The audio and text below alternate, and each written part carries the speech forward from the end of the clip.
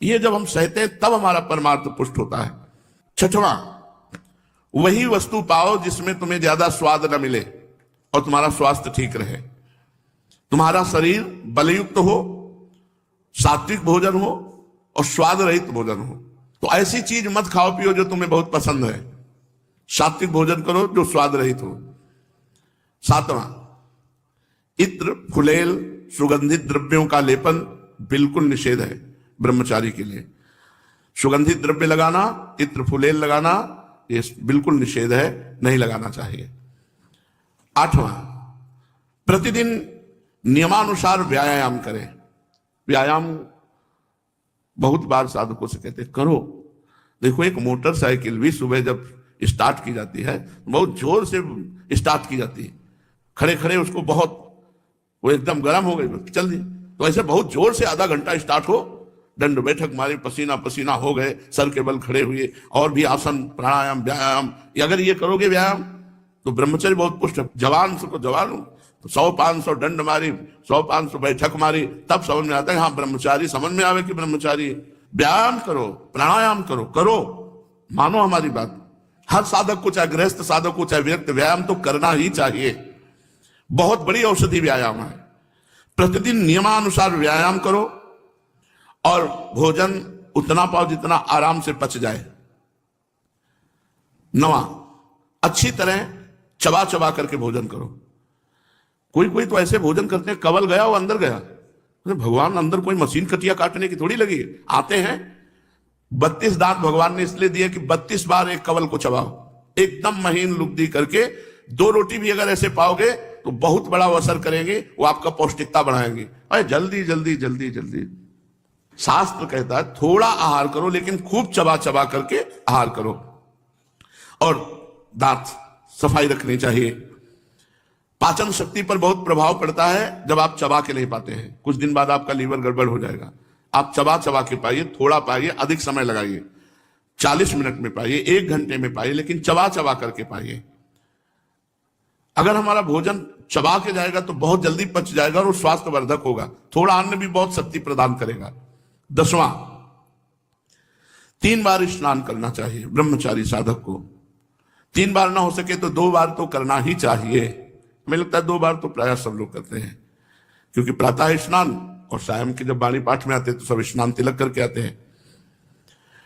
11वां, अपने विचारों को रात्रि के सोते समय जांच कीजिए कि कितने मिनट गंदे विचार आए, किसके संग से आए, क्यों आए, कैसे हटाना चाहिए। 12वां, जहां रह रहे हो ऐसे स्थान पे होना चाहिए जिससे आपको शुद्ध वायु मिलती रहे। एकदम लॉक आसपास से बंद ऐसा नहीं, ऐसा होना चाहिए जिससे वायु क्रॉस होती हो। और वायु क्या है उसको कहते हैं अंग्रेजी में, हाँ जो है, हाँ वेंटिलेशन वो हवा क्रॉस होती हो, वेंटिलेशन, हाँ हवा क्रॉस होती हो, ऐसा रखना चाहिए अपने कमरे का कि एक दरवाजा खोल दिया, खिड़की खोल दिया, थोड़ा वायु शुद्ध आती रहे।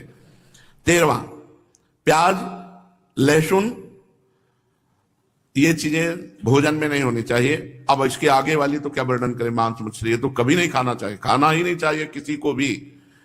प्याज लहसुन घोर तमोगुण पैदा करता है, इसे नहीं खाना चाहिए, ये संतों ने वर्जित किया है। इसमें कोई पाप नहीं है खाने में, पर ये तमोगुण है और भजन में बहुत विरोधी है, इसलिए इसे नहीं पाया जाता। जैसे कुछ संत सलगम नहीं पाते, गाजर नहीं पाते, बैंगन नहीं पाते, क्योंकि इनमें तमोगुण उत्पन्न होकर के भजन विरोधी वृत्ति आने की संभावना है। प्याज लहसुन तो खुला सब संतों ने निषेध किया है, जो हमारे भागवतिक मार्ग में चलने वाले हैं। रात को रसेदार शाक या दही या छाछ नहीं खाना चाहिए रात के समय। ब्रह्मचर्य पालन करने वाले को इमली नहीं खानी चाहिए, किसी भी तरह की खटाई नहीं खानी चाहिए, अधिक तेल का प्रयोग नहीं होना चाहिए, लाल मिर्च नहीं होनी चाहिए, कोई भी गरम मसाला नहीं होना चाहिए। अरे बहुत बड़ा व्रत है ब्रह्मचर्य।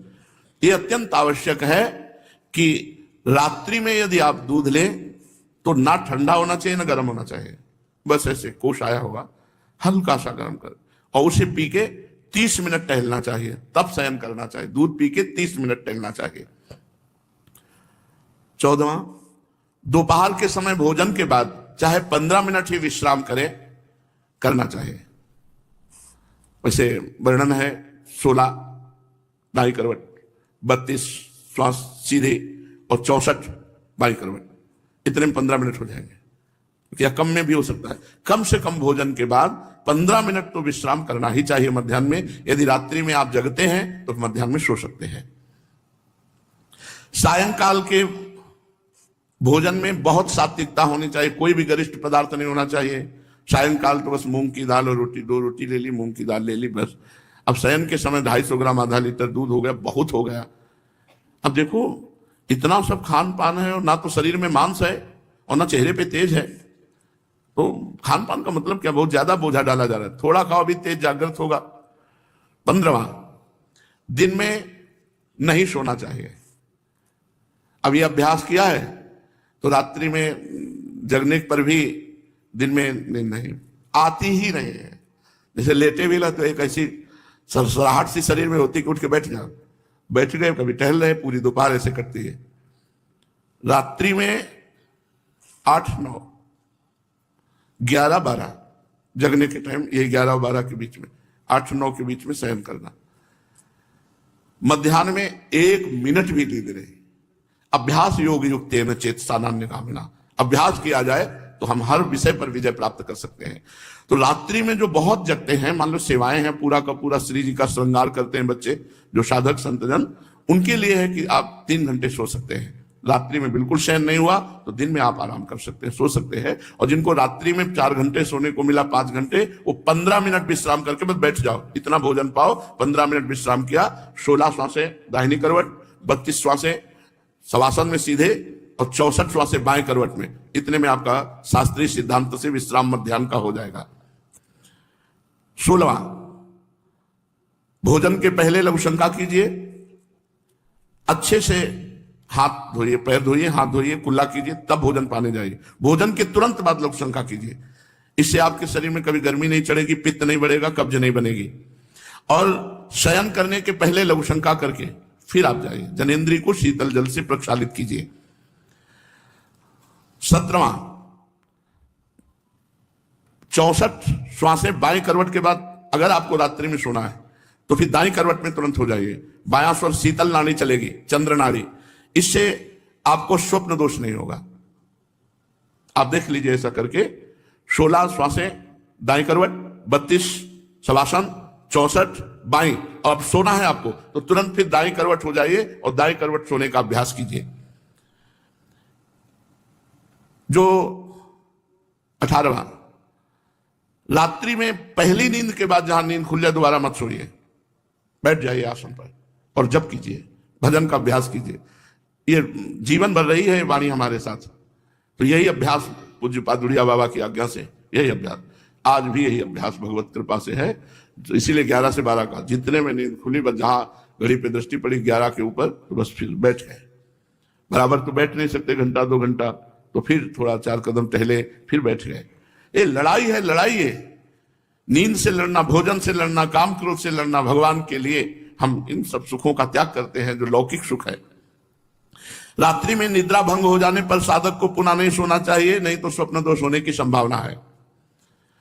साधक को चाहिए समाचार न सुने, टीवी न देखे, कोई सीरियल न देखे, अश्लील पुस्तकें न पढ़े, ये नहीं करना चाहिए, साधक को नहीं करना चाहिए।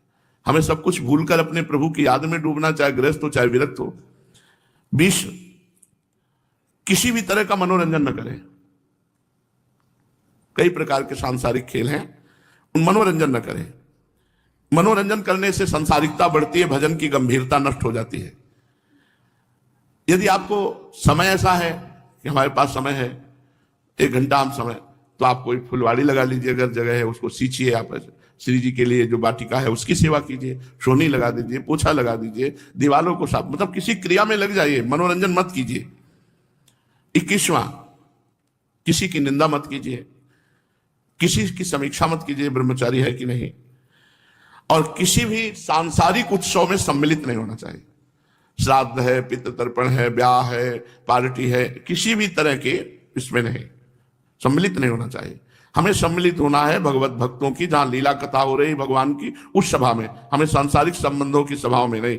लो बाबा निमंत्रण है, आप आ जाइए ब्याह में, किसी के भी ब्याह में सम्मिलित होना, पार्टी में सम्मिलित होना, मुंडन के उत्सव में सम्मिलित होना, पितृ तर्पण आदि के, श्राद्ध आदि के, किसी में भी नहीं।